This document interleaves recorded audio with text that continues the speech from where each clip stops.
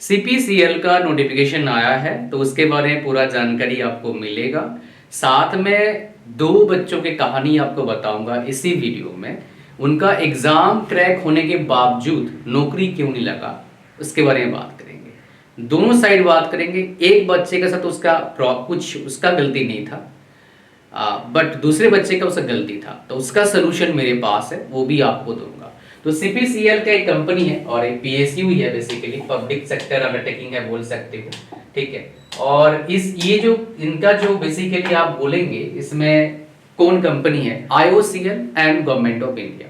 Government of India company नहीं है, IOCL company है। तो दोनों के कोलैबोरेशन से एक कंपनी आई है पीएसयू, ठीक है। जैसे एचआरआरएल मतलब एचपीसीएल राजस्थान रिफाइनरी लिमिटेड, उसका एक मैंने नोटिफिकेशन दिया था, तो उस तरह का ये कंपनी है। इसका जो पैकेज है लाजवाब पैकेज है, बड़ा ही अमेजिंग पैकेज है। पूरा डिटेल जानेंगे बिना गेट का, ठीक है। तो इसमें देखोगे डिसिप्लिन वाइज आपका जो वैकेंसी है कितना है भाई साहब, 1 2 3 4 5 आपका वैकेंसीज है। टेंशन मत लो, पढ़ाई करते रहो, धमाकेदार पढ़ाई, परमानेंट सेटलमेंट पर काम करो, ताकि कोई 3 साल बाद आपको परेशानी ना आए, 10 साल परेशानी ना आए, पता लगा शादी कर लिया, बच्चे हो गए, हाय मेरा नौकरी चला गया, ऐसा ना हो। इसलिए थोड़ा सा भी धीरज रखो, शॉर्ट टर्म पे ध्यान मत दो, लॉन्ग टर्म सोचो, ऐसा करिए, लाइफ बहुत अच्छा होगा मेरे भाई, आप टेंशन ज्यादा मत लो, ठीक है। पढ़ाई करते रहो बस। तो वैकेंसी देखेंगे, मैकेनिकल का टोटल वैकेंसी कितना है आपका, 3 है, केमिकल का 15 है, इलेक्ट्रिकल का 4 है, असिस्टेंट ऑफिसर तो 1 है, और एचआर का 2 है। टोटल वैकेंसीज कितने हैं, 25 टोटल वैकेंसीज है आपका, 25। आगे बढ़ते हैं, यहाँ पर एग्जाम पैटर्न क्या है, बुक्स क्या है, सब बताऊंगा आपको, ठीक है। You can go for that mock test और फ्री कोर्सेज से भी आपको बता दूंगा, so that you can follow it, right. किसी भी एग्जाम का प्रिपरेशन कर रहे हैं वो काम आएगा आपके लिए। तो एज काफी ज्यादा इंपॉर्टेंट होता जा रहा है पीएसयूज के लिए। वो क्या है आपका, 26 साल मैक्सिमम एज है जनरल वालों के लिए, ठीक है। और इसमें आप देखेंगे अपर एज लिमिट जो है एंड एज रिलैक्सेशन, जो आपका रेफरेंस डेट मांगे, मतलब आप कंसीडर करेंगे, वो क्या है, 1/1/2025 है रेफरेंस डेट, ठीक है। ये हो गया हमारा दूसरा। तीसरा चीज बात करेंगे कितने परसेंटेज चाहिए यहाँ पर, जो बहुत इंपॉर्टेंट है, ठीक है। और यहाँ पर अगर मैं वो चीज आप बताने बोलो कि सर यहाँ पर जो है, जो फाइनल ईयर वाले हैं वो एलिजिबल हैं क्या, मैं इसके बारे में पढ़ लेंगे थोड़ा सा। लेकिन इसमें देखिए आप, इसके बात करते हैं। केमिकल में जो बोला है 60% मार्क्स आपका होना चाहिए, और किसमें आपका ग्रेजुएट यानी कि बीटेक होना चाहिए। Engineering technology in chemical petroleum petrochemicals is not less than 60% marks. Mechanical में ही होना चाहिए, इलेक्ट्रिकल में इलेक्ट्रिकल इलेक्ट्रॉनिक्स।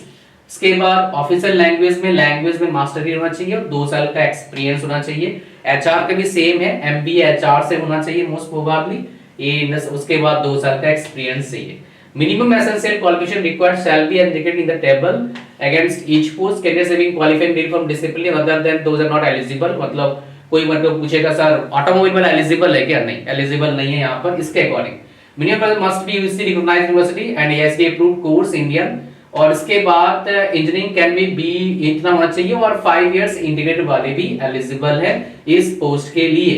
उसके बाद एमबीए वाला बता रखा है, सब्जेक्ट रिक्वायर्ड बता रखा है, कैलकुलेशन परसेंटेज तो यहाँ पर बोला नहीं बेसिकली, जितना मैं देख पा रहा हूँ अभी, इतना लार्ज स्क्रीन में पूरा पढ़ नहीं पाते। तो यहाँ पर फाइनल ईयर की बात कर नहीं रहे, मेरे हिसाब से फाइनल वाले ईयर वाले को शायद एलिजिबल नहीं कर रखा होगा यहाँ पर मोस्ट प्रोबेबली, बिकॉज यहाँ पर तो कुछ ऐसी बात कर नहीं रहे, मतलब यहाँ पर वो चीज है ही नहीं कि भाई फाइनल ईयर वाले एलिजिबल हैं या नहीं है। सो डेटा यहाँ पर है नहीं, ठीक है।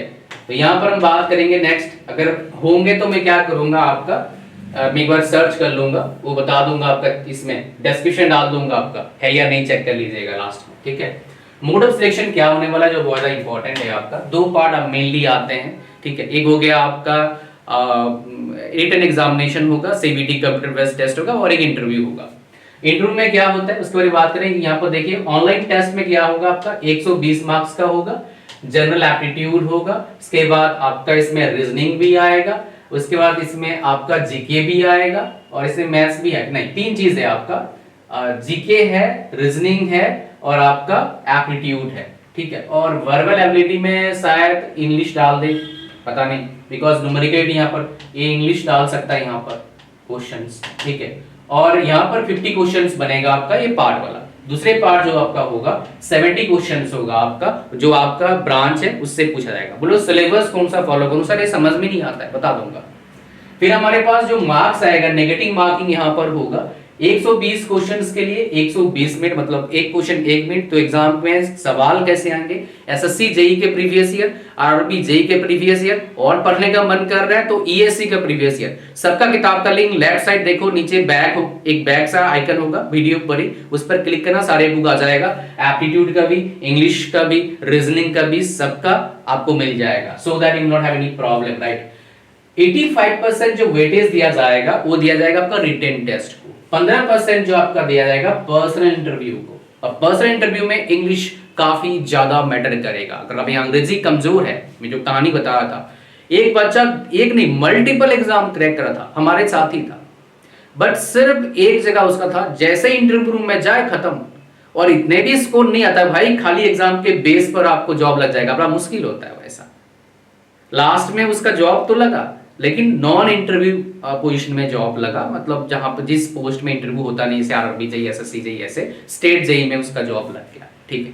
तो ये अगर आप इंटरव्यू में लैग करते हो, बड़ा डिफिकल्ट नहीं है।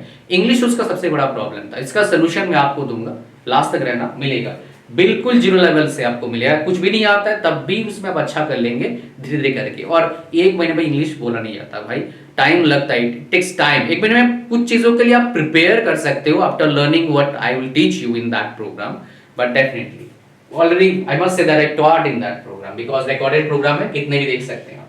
तो कितना सैलरी मिलेगा जो बहुत इंपॉर्टेंट है। आप बोलेंगे सर इतना सैलरी आपने थंबनेल पर लिखा है, सही में भाई सैलरी देखिए 19.5 लाख सैलरी है आपका फॉर कोड 01 के लिए, रेस्ट ऑफ द कोड के लिए 2, 3, 5 के लिए 16 पॉइंट आपका अच्छा कोड 1, 2, 3, 4, 5 के लिए 19.5 है।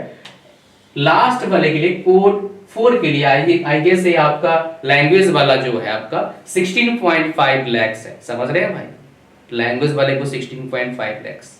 प्रोफेसर का सैलरी इतना नहीं होता है स्टार्टिंग में, बड़े से बड़े यूनिवर्सिटी में, बाकी सब छोड़ो। आईआईटी में शायद मतलब एनआईटी आईआईटीज में इतना सैलरी स्टार्टिंग में नहीं होता है असिस्टेंट प्रोफेसर का, 1,20,000 के आसपास मिलता है, एनआईटी में 1,00,000 के आसपास मिलता है, और सीटीसी होता है, फिर उसमें पैसे कट जाते हैं। सो आपका फीस कितना लगेगा, 500 रुपया फीस लगेगा। इसके अप्लाई कहाँ करना है, अप्लाई करने के लिए अगर आपको चाहिए वीडियो नीचे कमेंट करना, बना दूंगा मेरे दूसरे चैनल पर टॉप टेस्ट सीरीज, वहां पर आ जाएगा। तो उसके लिए क्या क्या चाहिए, अच्छा इंडियन नेशनल होना चाहिए भाई, पहले बता दूं, बाकी सारे एलिजिबल नहीं है इसमें। ये कैसे फॉर्म बनना है बता रखा है पूरा डिटेल्स में, और लास्ट डेट कब है फॉर्म भरने का मैं आपको बता देता हूँ यहाँ पर, जो बहुत इंपॉर्टेंट आप सभी बच्चों के लिए, वो क्या है आपका वो आपका है, कहाँ गया भाई लास्ट डेट, कहाँ गया, इतना बड़ा कहानी बता रखा है यहाँ पर। ओपनिंग डेट 22/1/2025 है, क्लोजिंग डेट 11/2/2025 है, टाइम आपके पास कम है। Last date of for depend online payment 11/2/25, उसके बाद डाउनलोडिंग एडमिट कार्ड कब होगा बताएंगे, लेकिन एग्जाम कब होगा आपका, मार्च में एग्जाम हो जाएगा। तो पीएसयूज में जो आपका अभी रिक्रूटमेंट निकल रहा है, गेट से बाहर निकल रहा है, पहली तो बात है। दूसरी बात क्या है, फायदा आपका है भाई, इसका जो पैटर्न है बहुत आसान है सभी बच्चों के लिए, जो टीयर 3 कॉलेज में पढ़ रहे हैं उनके लिए इजी है एज कंपेयर टू गेट जैसे exam, because GATE exam tier 3 college के लिए बच्चों के लिए बहुत डिफिकल्ट हो जाता है। रीजन क्या है आपको बता देता हूँ, बिकॉज उसमें थोड़ा अलग लेवल के क्वेश्चन आते हैं, डिफरेंट लेवल का, और जेई वगैरह एग्जाम आराम से निकाल सकते हो, बस पढ़ाई करना होगा आपको। इंग्लिश का प्रॉब्लम के लिए सबसे बढ़िया ये है आपके पास, इसमें 3 चीजें सिखाता हूँ। स्पीक, कहाँ चला गया भैया, स्पीक, रीड एंड राइट, और इसमें आपके पास क्या आता है, स्पीक, राइट एंड रीड आता है। तो बिल्कुल जीरो लेवल से स्टार्ट करते हैं। कंफ्यूजन जिस चीज में होता है उसने मॉक टेस्ट डाला है मैंने, इसी के अंदर रैंक भी दिखेगा आपको, 3 लेवल का मॉक टेस्ट, ताकि आप जो चीज मैं सिखा रहा हूं उसका वेरीफाई कर पाओ, प्रैक्टिस में आएगा, फिर भूलेंगे नहीं आप। सो ये थोड़ा सा मैंने कंसेप्ट लगाया सो दैट आपको कंफ्यूजन कम हो, ताकि प्रैक्टिस क्वेश्चन सॉल्व करते हैं ना मॉक टेस्ट में, तो हमारा क्या होता है, थोड़ा सा ध्यान अटेंशन में आता है, फिर हम गलती नहीं करते हैं। इसका प्राइस कोई 5,000 का नहीं है भाई, बहुत अफोर्डेबल है, 499 रुपीज। लिंक डिस्क्रिप्शन में, अभी ज्वाइन कर लो और इंग्लिश के प्रॉब्लम से छुटकारा पाओ slowly but definitely one day छुटकारा मिलेगा। और एक बात, जो भी PSU के प्रिपरेशन कर रहे हैं, आप सारे बच्चों का एक काम करना है, क्या करना है, आपको एक प्रोग्राम में एनरोल कर लेना है, सिविल इलेक्ट्रिकल मैकेनिकल।